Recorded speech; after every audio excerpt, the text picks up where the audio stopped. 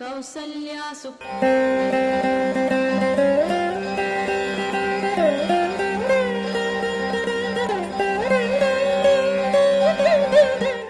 గలద్ధానగండం మిలద్భృంగషండం జలచ్చారుషండం జగత్రాణశౌండం లసద్దంతకాండం విపద్భంగచండం శివప్రేమపిండం భజే వక్రతుండం.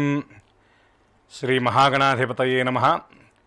ఐం మహాసరస్వత్యై నమః. అస్మద్గురుచరణారవిందాభ్యాం నమః.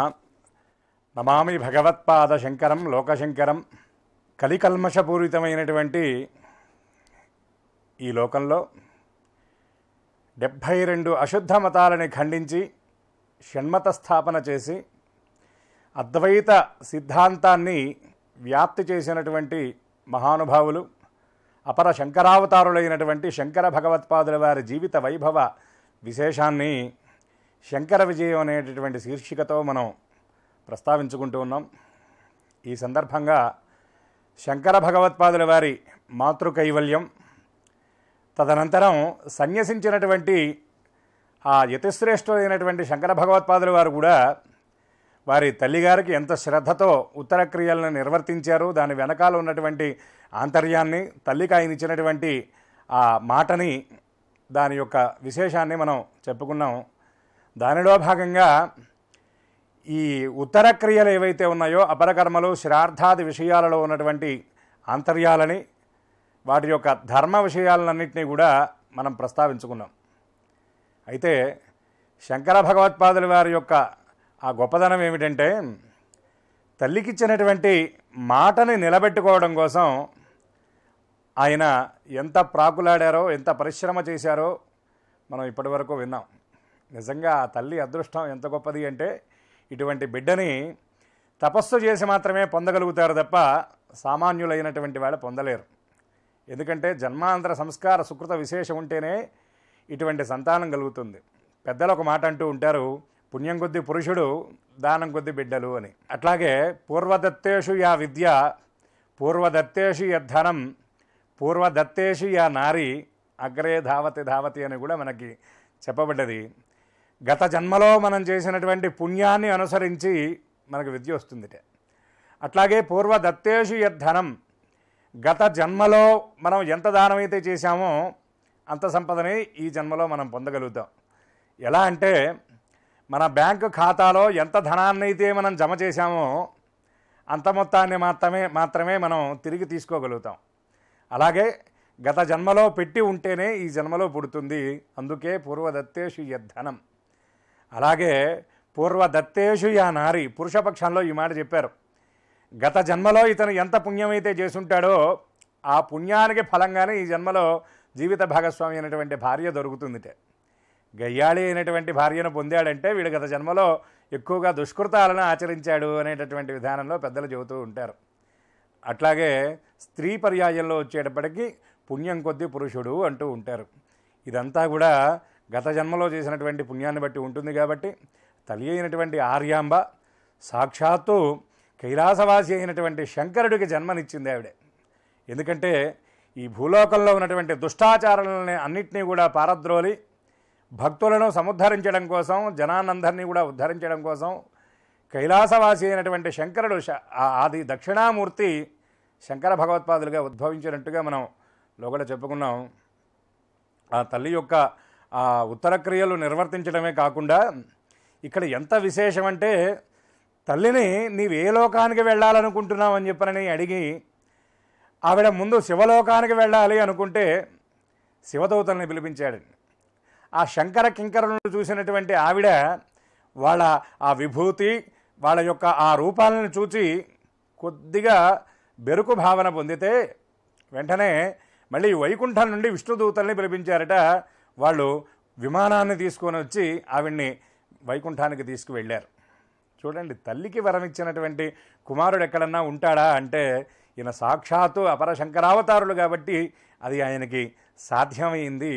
అటువంటి ఆ తల్లి యొక్క అదృష్టం గురించి మనం ఎంత చెప్పుకున్నా తక్కువే అవుతుంది. దీనిలో భాగంగా మనం అనేక రకాలైనటువంటి రహస్యాలను, ధర్మ విషయాలను, శ్రార్థాదుల గురించి చెప్పుకున్నాం. అయితే శంకర విజయం చెప్తూ ఈ శ్రార్థాదుల గురించి చెప్పడం ఏమిటి అన్నటువంటి విషయాన్ని కనుక మనం ఒక్కసారి పరిశీలన చేస్తే శంకరుల వారి లక్ష్యం ఏమిటి అంటే ధర్మస్థాపన. వాటిల్లో భాగంగా ఏ వ్యక్తి అయినా సరే ముక్తిని పొందాలి, మోక్షాన్ని పొందాలి, కైవల్యాన్ని పొందాలి అనుకున్నటువంటి వాడు ముందు ఆచరించవలసింది ఏమిటంటే ధర్మం. ఈ ధర్మాలలో శ్రేయాన్ స్వధర్మో విగుణ పరధర్మో భయావహ అని భగవద్గీత చెప్తుంది. కాబట్టి ఒక వ్యక్తికి ఉన్నటువంటి స్వధర్మాలు ఏవైతే ఉన్నాయో అంటే కుమారుడిగా తల్లిదండ్రులకు చేయవలసినటువంటి ఆ ధర్మాలు, నిర్వర్తించవలసినటువంటి ధర్మాలు, అలాగే తండ్రిగా పిల్లలకు చేయవలసినటువంటి ధర్మాలు, ఒక భర్తగా భార్యకి ఎట్లా చూసుకోవాలి, ఏమిటి ఆవిడికి ఏర్పాటు చేయాల్సినటువంటి విధానం అంతా ఉండేటటువంటి ఆ భర్తృధర్మం, ఇవన్నీ ఏవైతే ఉన్నాయో వీటన్నింటినీ స్వధర్మంగా చెప్పబడ్డది. అట్లానే ఏ వర్ణాశ్రమానికి చెందినవాడో, ఏ కులానికి చెందినవాడో, ఏ వంశానికి చెందినవాడో ఆయా ధర్మాలను పాటించినప్పుడే తరువాత తను ఇంకా విశేషమైనటువంటి భగవదారాధన, భగవద్ ఉపాసన, భగవంతుడిని అనుష్ఠించి మోక్షాన్ని పొందగలుగుతాడు తప్ప తన స్వధర్మాన్ని వదిలిపెట్టి, అంటే లోగడ కూడా మనం చెప్పుకున్నాం, తల్లిదండ్రులను వదిలేసి వాళ్ళని తీసుకెళ్ళి వృద్ధాశ్రమాల్లో పడేసి ఇతను కోట్లు పెట్టి దేవాలయం కట్టించినా ఆ భగవద్ అనుగ్రహం ఇతనికి కలగదు.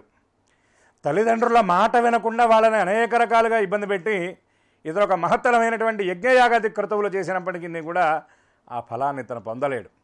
ఎందుకంటే ఇతను స్వధర్మాన్ని వదిలిపెట్టినటువంటి వాడు కాబట్టి.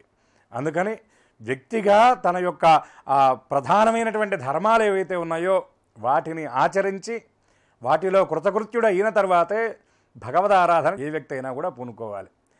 అయితే ఏ ధర్మాన్ని ఆచరిస్తున్నా భగవదారాధన, భగవంతుడి యొక్క స్మరణ అనే దాన్ని మరచిపోకుండా ఉంటే, పెద్దలు ఇంకో మాట చెప్తూ ఉంటారు, గత జన్మలో ఉన్నటువంటి కర్మఫలాన్ని కూడా అనుభవిస్తూ ఉండేటప్పుడు భగవన్నామ స్మరణం కనుక చేస్తే, భగవంతుడి యొక్క చింతనలో కనుక ఇతను గడపగలిగితే చేసేటటువంటి ప్రతి పని కూడా ఇది భగవదారాధన, వేసేటటువంటి ప్రతి అడుగు భగవంతుడి దగ్గరికి చేరుకుంటున్నాను అనేటటువంటి భగవంతుడు మనస్సు నిండి ఉండి ఆ భగవత్పూరితమైనటువంటి చిత్తంతో కనుక ఉన్నట్లయితే ఎంత కష్టాన్నైనా ఎంత కర్మఫలాన్నైనా కూడా తేలిగ్గా దాటి వెళ్ళగలుగుతాడు. మరిన్ని విషయాలు మన జీవనానికి ఉపయోగపడేటటువంటి ఉపయుక్తమైనటువంటి విషయాలు శంకర విజయం అనేటటువంటి శీర్షికతో మరిన్ని రాబోయే భాగాల్లో మనం చెప్పుకుందాం. నమామి భగవత్పాద శంకరం లోకశంకరం. సర్వే జనాః సుఖినో భవంతు.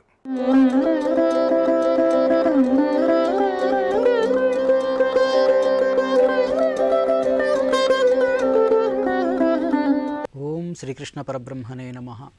శ్రీ లలితా సహస్రరహస్యాలు అనే కార్యక్రమానికి స్వాగతం. అమ్మవారి యొక్క నామాల్లో గత భాగాల్లో మనం చాలా నామాల గురించి చెప్పుకున్నాం. ఈరోజు నిస్సంశయాయే నమః, సంశయజ్ఞే నమః అన్నటువంటి రెండు నామాల గురించి మనం తెలుసుకోబోతూ ఉన్నాం.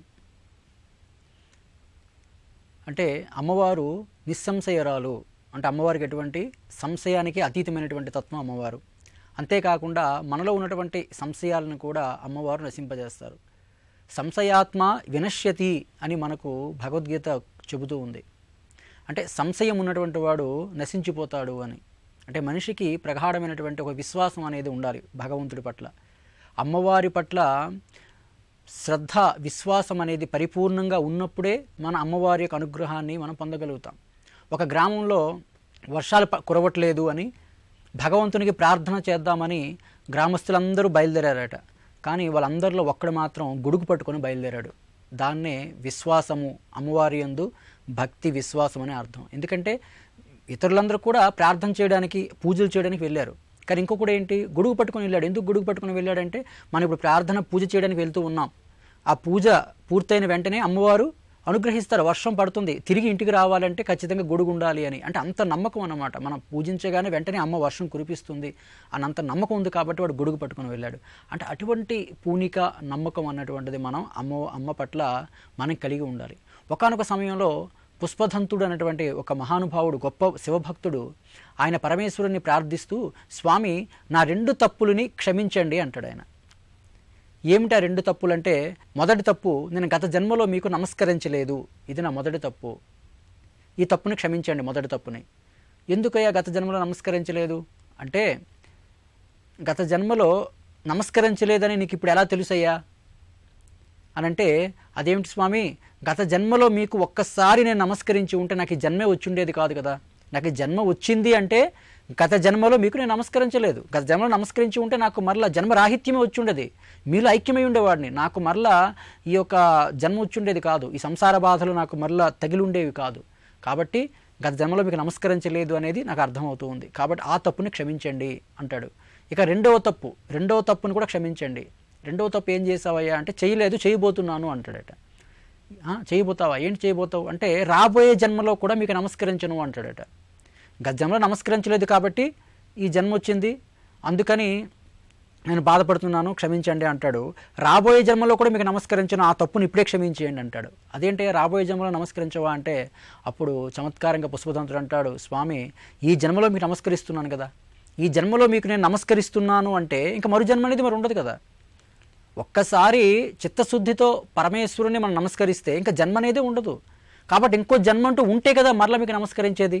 అందుకే రాబోయే జన్మలో కూడా మీకు నమస్కారం పెట్టలేను, ఎందుకని నేను మరి పుట్టను, నేను మీలో ఐక్యమైపోతాను, ఆ తప్పును కూడా ఇప్పుడే క్షమించండి అని పుష్పదంతుడు అంటాడట. అంటే అర్థం ఏంటంటే, దీని భావం, ఒక్కసారి మనం చిత్తశుద్ధితో పరమేశ్వరుని మనం నమస్కరిస్తే ఆ అనుగ్రహం అనేది ఖచ్చితంగా మనపై ఉంటుంది, ఇక జన్మ అనేదే ఉండదు. అంతటి విశ్వాసంతో మనం చేయాలి. అయితే నమస్కారం అంటే ఏంటి, రెండు చేతులు జోడించి నమస్కరించడం ఇదేనా అంటే, నమస్కారం యొక్క భావం ఏమిటి, నమః నమః నా మా అంటే, మా అంటే నాది, నా అంటే కాదు అని అర్థం. అంటే సృష్టిలో ఏదైతే అనుభవిస్తూ ఉన్నానో అదేది కూడా నాది కాదు స్వామి, అంతా నీదే నీదే నీదే, త్వమేవ త్వమేవ త్వమేవ అని తెలియజేయడమే నమస్కారం యొక్క భావం. నేను నమస్కరించానండి అంటే అర్థం ఏంటంటే, అహంకారాన్ని త్యాగం చేశాను అని అర్థం. అంతే తప్ప ఊరకే మనం ఇలా నమస్కారం పెట్టి మరలా అంతా నేనే గొప్పవాడిని, ఇదంతా నాదే అన్న భావం ఉన్నప్పుడు నిజమైన నమస్కారం కాదు. కాబట్టి నమస్కారం అన్న భావానికి అర్థం నా మా అంటే నాది, నా అంటే కాదు, నాది కాదు అంతా నీదే అన్న ఒక భావం కలిగి ఉండడం అనమాట. అందుకే మనకి ఈశావాస్యోపనిషత్తులో కూడా మనకు చెప్పబడుతూ ఉంది, ఈశావాస్యమిదం సర్వం, మొత్తం ఈ జగత్తంతా కూడా భగవంతుడిదే, ఈ సృష్టిలో కనిపించే అణువణువు కూడా అంత పరమాత్మదే అని చెప్పబడింది. మరి అంత పరమాత్మదే కదా అని నిరాశ చెందవలసిన అవసరం లేదు. కానీ ఇదంతా పరమాత్మదే, కానీ ఇదంతా ఎవరి కోసం ఇవ్వబడింది, నీ కోసం ఇవ్వబడింది. అందుకే తేన త్యక్త్వేన భుంజిత, దాన్ని అనుభవించు, కానీ ఎట్లా అనుభవించు, త్యాగపూరితంగా అనుభవించు అని చెప్తాడు ఇక్కడ. కాబట్టి అంతా భగవంతుడిదే, నేను నిమిత్త మాత్రుడిని, నాదేమీ కాదు అని మనం ఏడుస్తూ కూర్చోవలసిన అవసరం ఏం లేదు. అంతా భగవంతుడిదే అని గుర్తిస్తూ, ఈ భగవంతుడు ఇదంతా ఇచ్చేది నీకోసమే కాబట్టి దాన్ని అనుభవించాలట. ఎంత చక్కగా చెప్పబడిందండి. దేన్ని విడిచిపెట్టమని వాళ్ళు చెప్పట్లేదు, దేన్ని విడిచిపెట్టమని చెప్పారు, నాది అన్న భావాన్ని త్యాగం చేయమన్నారు. నాది అన్నటువంటి భావాన్ని మనం త్యాగం చేయాలి. ఇప్పుడు చాలామంది ఏంటంటే, ఆ త్యాగం అనగానే ఏవో వస్తు త్యాగం చేస్తూ ఉంటారు. ఒకానొక సమయంలో మలయాళ స్వాముల వారు రైల్లో పయనిస్తున్నప్పుడు అతను చాలా సంచులు ఇవన్నీ ఉన్నాయట ఆయన చుట్టూ కూడా. ఆయన ఎదురుగా ఒక పెద్ద ఆఫీసర్ ఒక ఆయన కూర్చుని ఉన్నాడు. ఆ ఆఫీసరు స్వామివారిని చూస్తూ, స్వామి మీరు చూస్తే కాషాయధారులు, సర్వసంగ పరిత్యాగులు, పరివ్రాజకులు, మీరేమిటి స్వామి ఎంత లగేజ్తో, ఎంత సంసారంతో, ఎన్ని బ్యాగులు పట్టుకుని వెళ్తున్నారు, నేను గృహస్థుడిని, నా చేతిలో ఒక చిన్న ఫైల్ మాత్రమే ఉంది స్వామి అని ఆయన చెప్పాడట. అప్పుడు స్వామి అన్నారు, చాలా సంతోషం అండి, నేను రాబోయే స్టేషన్లో నేను దిగేస్తాను ట్రైన్, నేను ట్రైన్ దిగుతూ ఏవైతే ఈ సంచులు ఇవన్నీ ఉన్నాయో, ఈ బ్యాగులు ఇవన్నీ కూడా, ఇవన్నిటిని విడిచిపెట్టి కనీసం వెనుదిరిగి కూడా చూడను, మనసులో కొంచెం కించిత్తు కూడా బాధ లేకుండా విడిచిపెట్టి నేను వెళ్ళిపోతాను నా ఆశ్రమానికి, నువ్వు ఆ ఫైల్ విడిచిపెట్టి ట్రైన్లో వెళ్ళిపోగలవా అంటే, అయ్యే బాబోయ్ స్వామీజీ ఈ ఫైల్లో నా లైఫ్ ఉందండి, దీన్ని ఎట్లా విడిచిపెట్టేస్తానండి అంటాడు. అంటే ఈయన అన్ని పట్టుకుని ఉన్నాడు కానీ బాహ్యానికే, కానీ ఆంతర్యంలో దానితో తాదాత్మ్యం లేదు. కాబట్టి మనం తాదాత్మ్యమైనటువంటి భావాన్ని మనం విడిచిపెట్టేవలను, అన్నిటితో ఉండాలి. తేన త్యక్త్వేన భుంజిత, త్యాగభావంతో అనుభవించు అంటారు. ఇప్పుడు చూడండి, మనం త్యాగభావంతోనైతే చక్కగా అనుభవించగలుగుతాం. ఇప్పుడు మన వస్తువు అనేటప్పుడు మనం కొత్తగా వాహనం కొనుక్కున్నాం అనుకోండి, దాన్ని వాడే విధానం ఒకలా ఉంటుంది, ఇతరుల వాహనం అనేటప్పటికి వాడే విధానంగా ఉంటుందన్నమాట. అంటే ఒక త్యాగభావం ఉన్నప్పుడు మాత్రమే దాన్ని చక్కగా అనుభూతి చెందగలుగుతాం, అనుభవించగలుగుతాం. త్యాగభావం లేనప్పుడు ఈ వస్తువు పాడైపోతుందేమో అన్న ఒక మమకార భావం ఉన్నప్పుడు చూడండి, కొత్త వస్తువులు కొనుక్కుంటాం కానీ దాన్ని అనుభవించలేకపోతుంది, నిరంతరం శుభ్రం చేస్తూనే ఉంటాం తప్ప దాన్ని చక్కగా అనుభవించలేకపోతుంటాం అనమాట. కాబట్టి ఎప్పుడైతే త్యాగభావం ఉంటుందో అప్పుడు ఆ వస్తువుని చక్కగా అనుభవించగలుగుతాం. ఇంత చక్కగా మనకు చెప్పబడింది. కాబట్టి పరిపూర్ణమైనటువంటి విశ్వాసం అమ్మ యందు ఉండాలి. ఏమైనా సంశయం ఉంటే రామతీర్థస్వామి అంటారు, నీ హృదయంలో పెరంగి గుండెనే పెట్టుకోవయ్యా కానీ సంశయాన్ని పెట్టుకోవద్దు అంటారు అనమాట. అటువంటి సంశయాలను తొలగించే ఆ తల్లికి నిస్సంశయై నమః అన్నటువంటి నామంతో నమస్కరిద్దాం. హరి ఓం తత్సత్.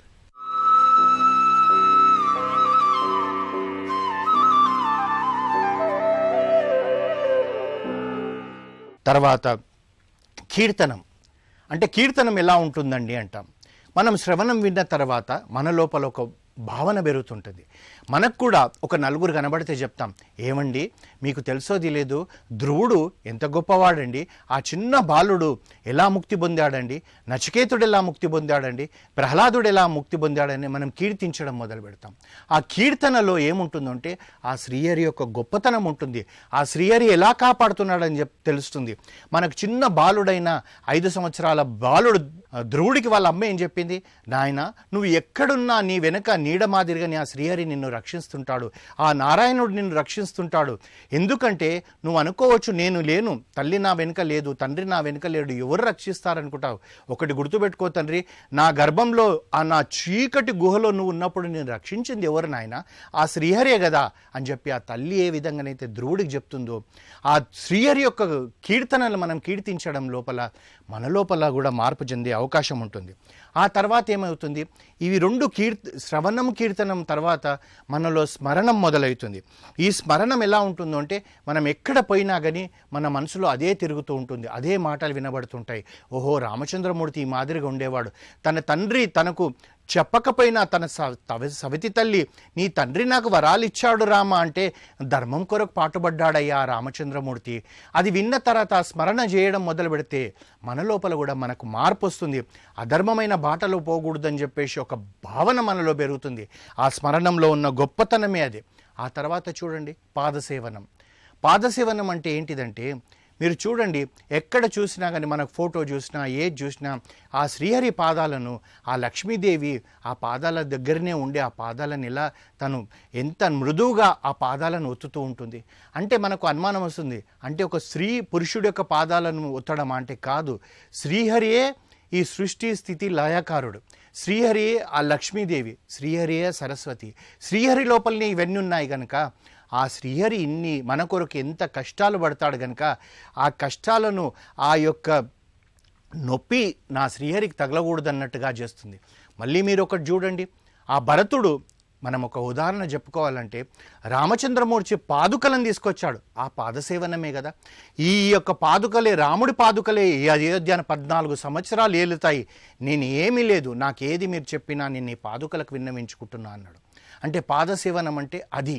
అంటే పాదసేవనం అంటే మనకు అనుమానం రావచ్చు, మరి నాకు ఇప్పుడు విష్ణుమూర్తి ఎక్కడ కనబడతాడండి వారి పాదాలకు సేవ చేయడానికి లక్ష్మీదేవి మాదిరిగా, లేదా భరతుడు మాదిరిగా రామచంద్రమూర్తి యొక్క పాదుకలు నాకు ఎలా దొరుకుతాయండి అని అనుకోవచ్చు. అంటే ఒకటి గుర్తుపెట్టుకోండి, ప్రతి వ్యక్తికి ఒక గురువు ఉంటారు. ఆ గురువు పాదుకలని మనది ఇంట్లో తెచ్చిపెట్టుకుంటే ఆ గురువు పాదుకలు ఉన్న ఇంట్లో ఆ త్రిమూర్తులు ఉంటారని చెప్పి మనకు శాస్త్రాలు చెప్తున్నాయి. పోనీయండి అవి ఏవి కూడా మనకు అవకాశం లేదు. మన తల్లిదండ్రుల పాదాలే మనకు ఆ శ్రీహరి పాదాలు, ఆ శ్రీహరే మన తండ్రి, ఆ శ్రీలక్ష్మి మన తల్లి అన్న భావనతోటి ప్రతిరోజు కూడా ఒక్కసారి నువ్వు అంటే ఆ పాదాలు ఒత్తడానికి నీకు ఒక వయసు వచ్చిన తర్వాత నా భార్య ఏమనుకుంటుంది, నా పిల్లలు ఏమనుకుంటుంది అన్న చిన్న ఈగో లాంటిది ఉండొచ్చు. నీకు అది కూడా చేయలేకపోతే రోజు ఆఫీస్ వెళ్ళేటప్పుడు వచ్చేటప్పుడు ఒక్కసారి వాళ్ళ పాద నమస్కారం చేసి చూడు, అదే పాదసేవనం. ఎందుకంటే నీకు ఈ జీవితం ఇచ్చింది నీ తల్లిదండ్రులు. అంటే చూడండి, మనం అనుకోవచ్చు మరి ప్రహ్లాదుడు ఆ మాదిరిగా చెప్పలేదు కదా అంటే మనకు కనబడే వాళ్ళే తల్లిదండ్రులు కదా. అందుగురించి కదా పెద్దలు ఏం చెప్తున్నారు, మాతృదేవోభవ పితృదేవోభవ అంటున్నారు, ఆచార్య దేవోభవ అంటున్నారు. వీరి ముగ్గురికి నువ్వు పాదసేవనం చేసుకో. ఈ పాదసేవనం చేయడం వల్ల ఆ యొక్క మన లోపల మార్పు ఏ విధంగా ఉంటుందనేది ఈరోజు మీకు తెలియకపోవచ్చు. ఎందుకంటే విత్తనం వేసిన వెంటనే అరగంటకు ఆ చెట్టు పెరిగిపోయి ఫలాలు మనకి ఇవ్వదు. ఆ విధంగా మనం దాని గురించి దాని సమయం వస్తుంది, ఆ సమయం వచ్చినప్పుడు ఫలాలు మనకు బాగా దొరుకుతుంది. అంటే అనుమానం ఏమంటే మీరు చెప్పిన ఉదాహరణ బాగానే ఉంది, ఈరోజు విత్తనం వేస్తాము, ఓ 10 సంవత్సరాలకు కానీ 4 సంవత్సరాలకు కానీ 5 సంవత్సరాలకు కానీ ఈ మామిడి చెట్టు పెరగదు, అప్పుడు కదా ఫలాలు ఇచ్చేది. మరి ఆ ఫలాలు నాకు దొరుకుతుందో దొరకదో తెలియదు, నేను ఉంటానో ఉండనో తెలియదు. నిజమే, మనం ఎవరికి తెలియదు మనం ఎంతకాలం ఉంటామని. కానీ నువ్వు పెట్టిన చెట్టు నువ్వు తినకపోయినా నీ సంతానం తింటుందే. మరి సంతానం తినే దానికన్నా కూడా సంతోషం తల్లిదండ్రులకు ఉండదు కదా. అంటే నువ్వు ఈరోజు చేసే ఈ సేవ నీ యొక్క వచ్చే జనరేషన్కు తప్పనిసరిగా దొరుకుతుందన్న భావన ఉండాలి. అది మన లోపల పెంపొందించుకోవాలి. దానికే ప్రహ్లాదుడు చెప్తున్నాడు, అంటే ఈ పాదసేవనం ఎంతగా చేస్తే మనకు అంతగా మనకు ముక్తి లభిస్తుంది. ఆ తర్వాత చేయాల్సింది అర్చనం. అర్చనం అంటే ఏంటిది? అర్చించడం అంటే శ్రీయోగి యొక్క నామాలను అష్టోత్తరమైనా కావచ్చు, సహస్రనామమైనా కావచ్చు, ప్రతిరోజు కూడా ఆ శ్రీహరిని మనం అర్చించడం మొదలు పెడితే మన లోపల, అంటే మనం ఉదయం లేచిన తర్వాత పూజ గదిలో కూర్చొని అర్చన చేశామనుకోండి, అష్టోత్తర అర్చన చేశామనుకోండి, ఆ తర్వాత మన వ్యవహారం కొరకు అంటే ఆఫీస్కే కావచ్చు, వ్యాపారానికి కానీ వెళ్తుంటే మన లోపల తెలియకుండానే ఆ నామాలు మన నాలుకపైన అలాగే ఆడుతుంటుంది. ఆ నాలుకపై ఆడుతున్నప్పుడు మనకేమవుతుంది, మనకు ఈ లౌకికమైన దాని గురించి తెలియదు, అంటే రాక్షస ప్రవృత్తి మనకు రాదు. అప్పుడు ఒక సన్మార్గంలో వెళ్ళే అవకాశం ఉంటుంది. అది మనం చూసుకోవాలి.